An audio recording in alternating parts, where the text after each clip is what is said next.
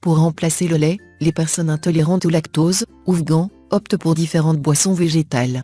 Outre le lait d'amande, d'avoine, de riz ou de coco, le lait de soja est aussi une boisson très prisée, qu'il est possible d'acheter sous différents arômes ou de préparer chez soi. Mais bien qu'il représente une excellente alternative au lait de vache, le lait de soja est-il bon pour la santé? Nous allons faire zoom sur ce produit. Le soja, originaire d'Asie, appartient à la famille des légumineuses. Cet ingrédient peut être consommé sous différentes formes, notamment en tempeh, tofu ou lait. La boisson de soja, surtout, est très prisée parce qu'elle représente l'une des meilleures alternatives au lait de vache. Le lait de soja est obtenu en faisant bouillir, broyer et filtrer des graines de soja. Il peut facilement être préparé à la maison ou acheté dans les grandes surfaces, où il est souvent enrichi en vitamines et minéraux et se présente sous différents arômes, vanille, chocolat, pour améliorer son goût. Ce produit est très riche en protéines de très bonne qualité, avec un faible apport en graisse et ne contient pas de lactose, ce qui en fait un aliment de choix pour les personnes intolérantes au lactose. Cependant, depuis quelques années, le lait de soja est pointé du doigt par les professionnels de la santé. Et pour cause, la qualité des graines de soja utilisées pour sa préparation. En effet, il faut savoir que 70% de la production de soja au monde est OGM.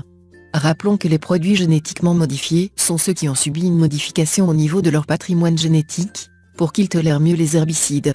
L'exposition ou la consommation de ces produits n'est pas sans effet sur la santé, parce qu'ils ont été liés à des risques plus élevés de cancer. Le lait de soja a également été décrié pour 1. Son lien avec l'hypothyroïdie.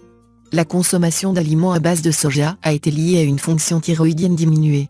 En effet, une étude réalisée par l'université Loma Linda en Californie, aux États-Unis, l'a prouvé en suivant le régime alimentaire de 800 personnes. Les femmes, contrairement aux hommes, qui mangeaient 2 portions d'aliments au soja par jour, avaient en fait 4 fois plus de risque d'avoir une TSH élevée. La TSH est cette hormone sécrétée par l'hypophyse pour faire travailler la thyroïde. Quand elle est élevée, cela signifie que la thyroïde ne produit pas suffisamment d'hormones et ne fonctionne donc pas de manière optimale. 2. Sa richesse en aluminium.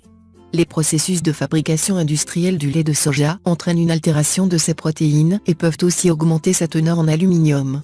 Le lait de soja est en effet chauffé à des températures très élevées et est placé dans des cuves en aluminium pour en éliminer l'acide. Durant cette procédure, des particules d'aluminium peuvent se retrouver dans le lait. Selon une étude menée par des chercheurs de l'université de Keele au Royaume-Uni, le lait de soja contient 0,7 mg d'aluminium par litre, soit plus de 3 fois la quantité tolérée dans l'eau. La consommation du lait de soja expose donc à de fortes doses d'aluminium, un métal qui peut être toxique, affecte la santé des os et peut même favoriser l'Alzheimer. 3. Sa teneur en hémagglutinine. Le soja, ainsi que le lait de soja, contiennent de l'hémagglutinine, une substance qui est connue pour favoriser la coagulation du sang, grâce à son action agglutinante sur les globules rouges.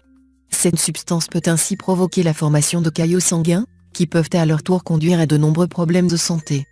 4. La présence d'acide phytique. L'acide phytique est une biomolécule que l'on retrouve dans les graines de plusieurs légumineuses, comme le soja, les noix et céréales. Cet acide est aussi connu sous le nom d'antinutriment, parce qu'il a la capacité de s'associer à certains minéraux et en limite ainsi l'absorption au niveau des intestins, pendant la digestion. Il s'agit notamment du magnésium, du calcium, du zinc et du fer entre autres. 5. Ces quantités importantes de phytoestrogènes. Le soja est très riche en phytoestrogènes, isoflavones, des hormones qui ont la capacité d'imiter le rôle des estrogènes et qui peuvent avoir un effet sur les cancers hormonodépendants, notamment le cancer du sein et de la prostate. Selon une étude menée par des chercheurs de l'University of Maryland Medical Center, les produits à base de soja peuvent stimuler la croissance des cellules cancéreuses au niveau des seins. Mais les résultats des études, qui essaient d'établir un lien entre le soja et le cancer, restent toutefois divergents. La teneur du soja en isoflavones peut aussi nuire à la fertilité des hommes. En effet, selon une étude menée par The Department of Nutrition à Harvard School of Public Health, une consommation importante d'isoflavones a été liée à une réduction de fertilité chez les animaux étudiés, parce qu'elle peut diminuer la concentration du sperme. C'est fini pour ce tuto, n'oubliez pas de mettre un j'aime, partager ma vidéo sur les réseaux sociaux, ou de s'abonner à ma chaîne. Au revoir et à bientôt.